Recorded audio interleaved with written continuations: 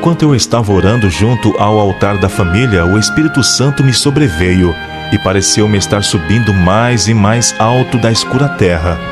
Voltei-me para ver o povo do advento no mundo, mas não o pude achar, quando uma voz me disse: olha novamente e olhe um pouco mais para cima. Com isto, olhei mais para o alto e vi um caminho reto e estreito, levantado em lugar elevado do mundo. O povo do advento estava nesse caminho, a viajar para a cidade que se achava na sua extremidade mais afastada. Tinha uma luz brilhante colocada por trás deles, no começo do caminho, a qual um anjo me disse ser o clamor da meia-noite. Essa luz brilhava em toda a extensão do caminho e proporcionava claridade para seus pés, para que assim não tropeçassem. Se conservavam o olhar fixo em Jesus, que se achava precisamente diante deles, guiando-os para a cidade, estavam seguros. Mas logo alguns ficaram cansados e disseram que a cidade estava muito longe e esperavam nela ter entrado antes. Então Jesus os animava, levantando o seu glorioso braço direito, e de seu braço saiu uma luz que incendia sobre o povo do advento, e eles clamavam: Aleluia! Outros temerariamente negavam a existência da luz através deles e diziam que não fora Deus quem os guiara tão longe. A luz atrás deles desaparecia, deixando-lhes os pés em densas trevas, de modo que tropeçavam e, perdendo de vista o sinal e a Jesus, caíam do caminho para baixo, no mundo tenebroso e ímpio. Logo ouvimos a voz de Deus, semelhante a muitas águas, a qual nos anunciou o dia e a hora da vinda de Jesus.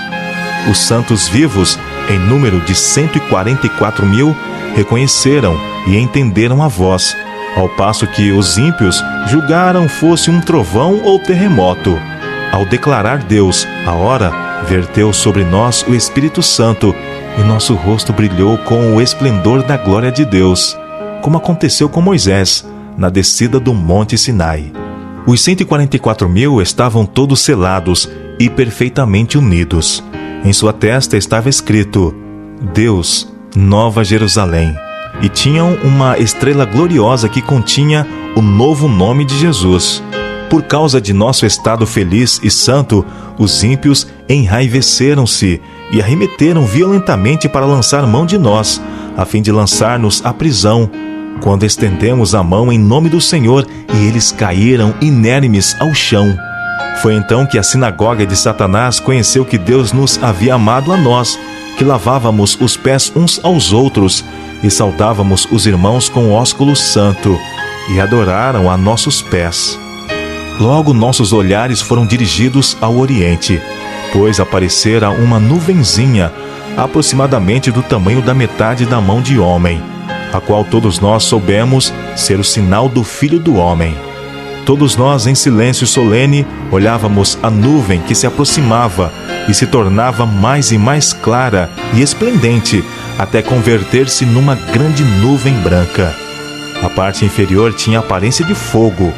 O arco-íris estava sobre a nuvem, enquanto em redor dela se achavam 10 milhares de anjos, entoando um cântico agradabilíssimo.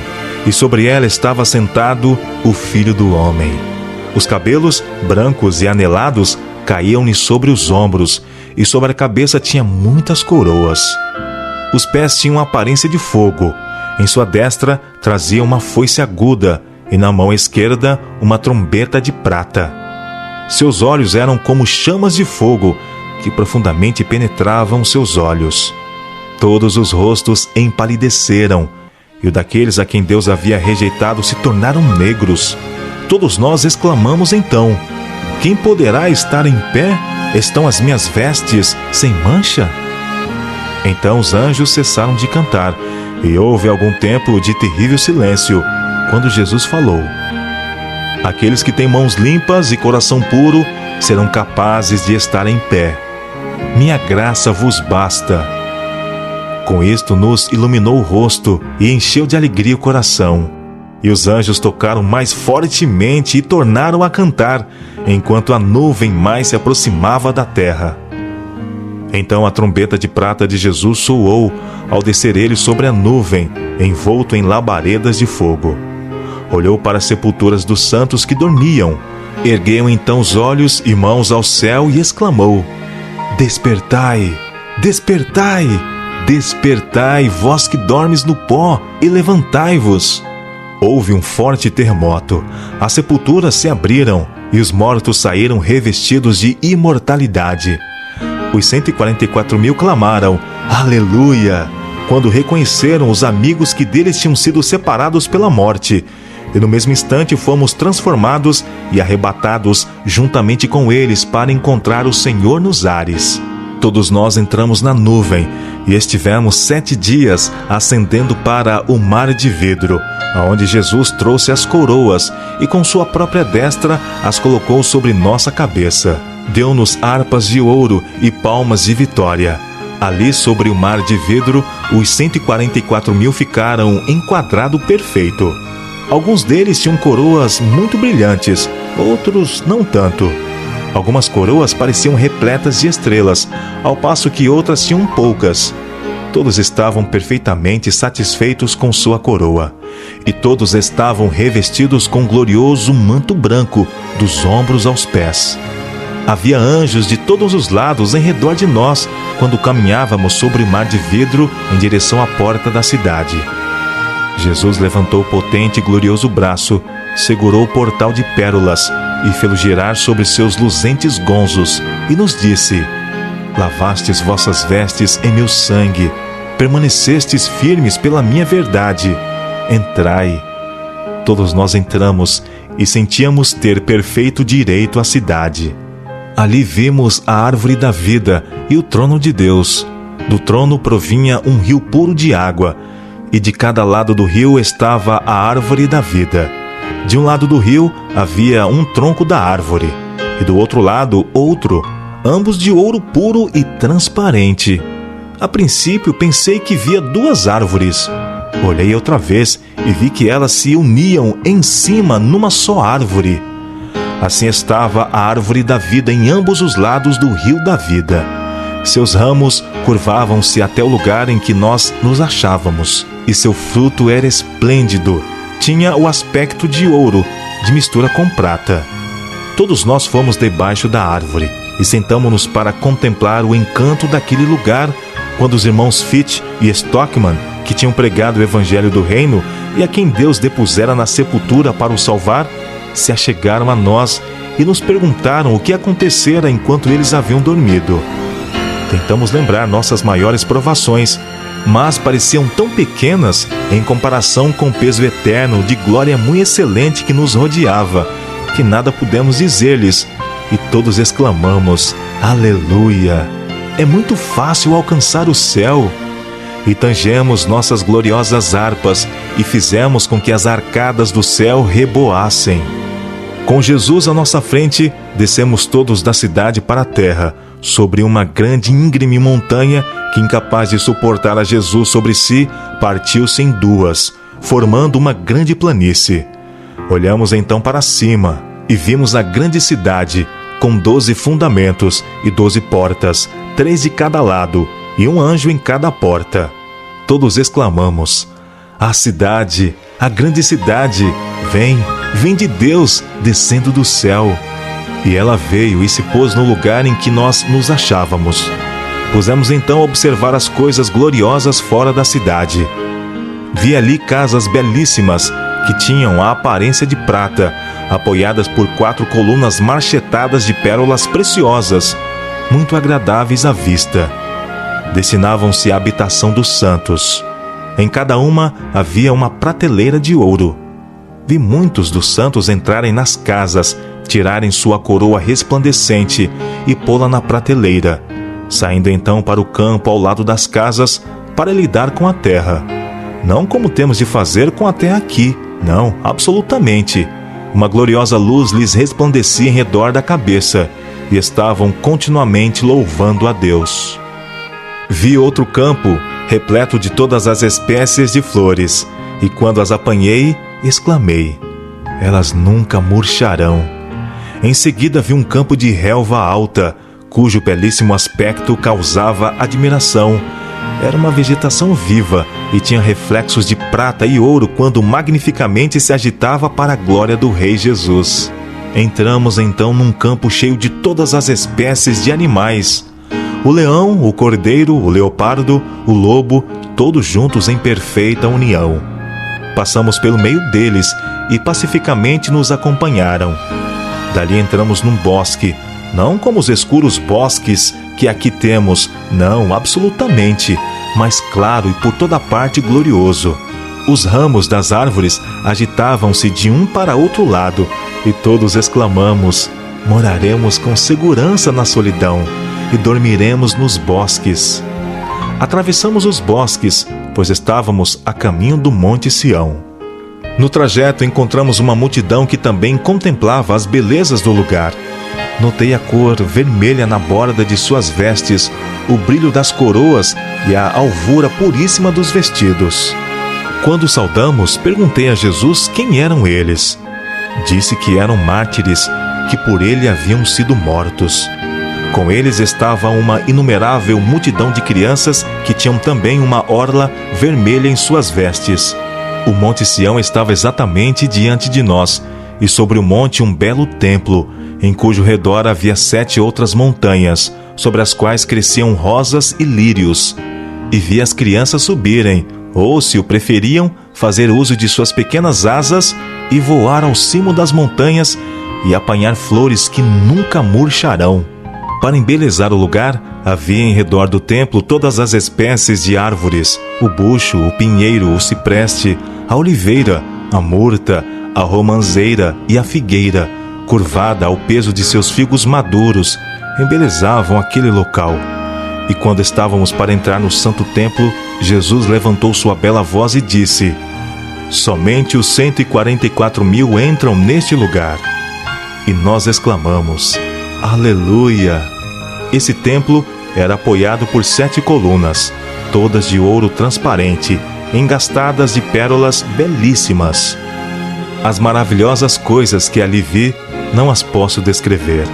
Oh, se me fosse dado falar a língua de Canaã, poderia então contar um pouco das glórias do mundo melhor. Vi lá mesas de pedra, em que estavam gravados com letras de ouro os nomes dos 144.000. Depois de contemplar a beleza do templo, saímos e Jesus nos deixou e foi à cidade. Logo lhe ouvimos de novo a delicada voz dizendo: Vinde, povo meu, viestes da grande tribulação e fizeste minha vontade. Sofrestes por mim, vinde à ceia, pois eu me cingirei e vos servirei. Nós exclamamos: Aleluia, glória! E entramos na cidade. E vi uma mesa de pura prata. Tinha muitos quilômetros de comprimento. Contudo, nossos olhares podiam alcançá-la toda. Vi o fruto da árvore da vida: o maná, amêndoas, figos, romãs, uvas e muitas outras espécies de frutas. Pedi a Jesus que me deixasse comer do fruto. Disse ele: Agora não. Os que comem do fruto desse lugar não mais voltam à terra. Mas dentro em pouco, se fores fiel, não somente comerás do fruto da árvore da vida, mas beberás também da água da fonte. E disse: Deves novamente voltar à terra e relatar a outros o que te revelei. Então um anjo me trouxe mansamente a este mundo escuro. Algumas vezes penso que não mais posso permanecer aqui. Todas as coisas da terra parecem demasiado áridas. Sinto-me muito solitária aqui, pois vi uma terra melhor. Oh, tivesse eu asas como a pomba, e voaria, e estaria em descanso. Depois que voltei da visão, todas as coisas pareciam mudadas. Uma tristeza se espalhava sobre tudo que eu contemplava. Oh, quão escuro pareceu-me este mundo! Chorei quando me encontrei aqui e senti saudades. Eu tinha visto um mundo melhor e o atual perdeu o seu valor. Contei a visão a nosso pequeno grupo em Portland e creram plenamente que era de Deus. Este foi um tempo de poder. A solenidade das coisas eternas repousou sobre nós. Cerca de uma semana depois disto, o Senhor deu-me outra visão e mostrou-me as provas pelas quais eu devia passar, indicando-me que eu devia ir e relatar a outros o que ele me havia revelado, e que eu iria encontrar grande oposição, e por isto sofreria angústia de espírito. Mas disse o anjo: a graça de Deus te basta, ele te sustentará. Ao voltar desta visão, senti-me excessivamente desassossegada. Minha saúde era por demais precária, e eu tinha apenas 17 anos. Eu sabia que muitos tinham caído por causa da exaltação, e sabia que se eu de alguma maneira me exaltasse, Deus me abandonaria e eu estaria seguramente perdida. Fui ao Senhor em oração e supliquei-lhe que colocasse o fardo sobre outro. Parecia-me que eu não poderia levá-lo. Caí sobre o meu rosto longo tempo, e toda a luz que eu recebia era: faze conhecido dos outros o que eu te tenho revelado. Na minha visão seguinte, ardentemente supliquei ao Senhor que, se eu devia ir e relatar o que ele me havia mostrado, que me guardasse da exaltação. Então ele me mostrou que minha oração fora respondida, e que se eu estivesse em perigo de exaltação, a sua mão estaria sobre mim, e eu seria afligida com uma enfermidade. Disse o anjo: se deres a mensagem fielmente e perseverares até o fim, comerás do fruto da árvore da vida e beberás da água do rio da vida. Não demorou muito, se espalhou ao redor que as visões eram resultado de mesmerismo, e muitos adventistas mostraram-se prontos para espalhar essa versão. Um médico que era afamado mesmerista disse-me que minhas visões eram mesmerismo e que eu era uma vítima muito fácil, podendo ele magnetizar-me e dar-me uma visão. Eu lhe disse que o Senhor me havia mostrado em visão que o mesmerismo era de origem diabólica, dos insondáveis abismos, e que logo estaria ali com os que continuassem a praticá-lo. Dei-lhe então liberdade de magnetizar-me, se pudesse fazê-lo. Ele tentou por mais de meia hora, recorrendo a diferentes operações, e então desistiu. Pela fé em Deus pude resistir à sua influência, de maneira que em nada isto me afetou. Se eu tinha uma visão em reuniões, muitos diziam que era uma perturbação e que alguém me havia magnetizado. Então eu ia sozinha para os bosques, onde nenhum ouvido podia ouvir-me algum olho, senão Deus, e orava a Ele, e Ele algumas vezes me dava uma visão ali. Então eu me regozijava e contava-lhes o que Deus me havia revelado sozinha, onde nenhum mortal podia influenciar-me. Diziam então que eu me havia magnetizado a mim mesma. Eu pensava, chegou o ponto em que os que honestamente vão a Deus sozinhos para suplicar suas promessas e clamar por sua salvação sejam acusados de estar sob a má e danosa influência do mesmerismo? Suplicamos ao nosso bondoso Pai do céu que nos dê pão apenas para receber uma pedra ou um escorpião? Essas coisas feriam o meu espírito e me deprimiam a alma com terrível angústia, quase ao ponto de desespero, enquanto muitos queriam fazer-me crer que não havia Espírito Santo e que tudo quanto os homens santos de Deus haviam experimentado não era senão mesmerismo ou enganos de Satanás. Nesta ocasião havia fanatismo no Maine. Alguns renunciavam inteiramente ao trabalho e desligavam da comunhão todos os que não aceitavam as suas opiniões neste ponto e algumas outras coisas que eles consideravam deveres religiosos. Deus me revelava esses erros em visão e enviava-me a seus extraviados filhos a fim de lhos declarar. Mas muitos deles rejeitavam inteiramente a mensagem e acusavam-me de conformismo com o mundo. Por outro lado, os adventistas nominais acusavam-me de fanatismo, e eu era por alguns falsa e impiamente representada como sendo líder do fanatismo que eu estava na realidade trabalhando para corrigir. Diferentes datas foram repetidamente estabelecidas para a vinda do Senhor e impostas aos irmãos, mas o Senhor mostrou-me que todas essas datas passariam, pois o tempo de angústia devia vir antes da vinda de Cristo, e que cada vez que uma data era estabelecida e passava, simplesmente enfraquecia a fé do povo de Deus. Por isto, eu era acusada de ser como o mau servo que dizia em seu coração: meu senhor tarde virá. Tudo isto eu pesava sobremodo em meu espírito, e na confusão eu era algumas vezes tentada a duvidar de minha própria experiência. Quando certa manhã, em orações de família, o poder de Deus começou a descer sobre mim, e depressa veio à minha mente o pensamento de que era mesmerismo, e resisti a ele.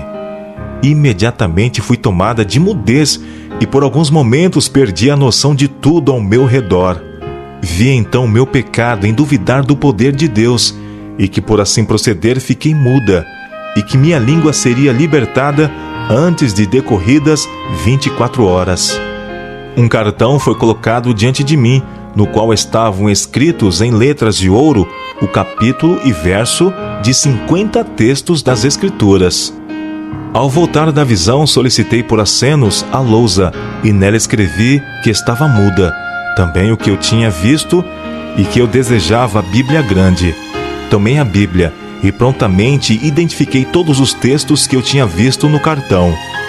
Então não pude falar durante o dia todo. Logo na manhã seguinte, minha alma se encheu de gozo e minha língua foi libertada para proclamar os altos louvores de Deus. Depois disto, não mais ousei duvidar do poder de Deus ou resisti-lo, ainda que fosse só um momento, não importando o que outros pudessem pensar de mim. Em 1846, enquanto estive em Fairhaven, Massachusetts, minha irmã, que costumeiramente me acompanhava nessa época, a irmã A, o irmão G e eu mesma, saímos num veleiro a fim de visitar uma família na Ilha do Oeste. Era quase noite quando partimos. Havíamos navegado apenas uma breve distância, quando subitamente se levantou uma tempestade. Trovões, relâmpagos e chuva vieram em torrentes sobre nós. Parecia claro que estaríamos perdidos, a menos que Deus nos socorresse. Ajoelhei-me no veleiro e comecei a clamar a Deus por livramento. E ali, em meio aos vagalhões que nos cobriam, enquanto as águas lavavam o topo do veleiro sobre nós, eu fui tomada em visão e vi que mais depressa se secaria cada gota do oceano antes que nós perecêssemos, pois minha obra havia apenas começado. Quando voltei da visão, todos os meus temores se haviam dissipado, e cantamos e louvamos a Deus, e nosso pequeno veleiro era para nós como uma flutuante Betel. O redator de Advent Herald disse que se sabia ser em minhas visões o resultado de operações de mesmerismo. Mas pergunto, que oportunidade havia para operações de mesmerismo em ocasiões como essa? O irmão G teve que lidar bravamente para manejar o veleiro. Ele procurou ancorar, mas a âncora foi levada. Nosso pequeno veleiro era elevado sobre as ondas e impelido pelo vento, enquanto se fazia tão escuro que nem sequer podíamos ver de uma a outra extremidade do veleiro. Então a âncora se firmou e o irmão G pediu ajuda. Havia apenas 2 casas na ilha e provou-se que estávamos próximo de uma delas, mas não aquela aonde desejávamos ir. Toda a família tinha se retirado para repousar, exceto uma meninazinha que providencialmente tinha ouvido o nosso pedido de auxílio. Seu pai logo veio para nos socorrer e num pequeno bote levou-nos para a terra. Passamos a maior parte dessa noite em louvores de gratidão a Deus por sua maravilhosa bondade para conosco.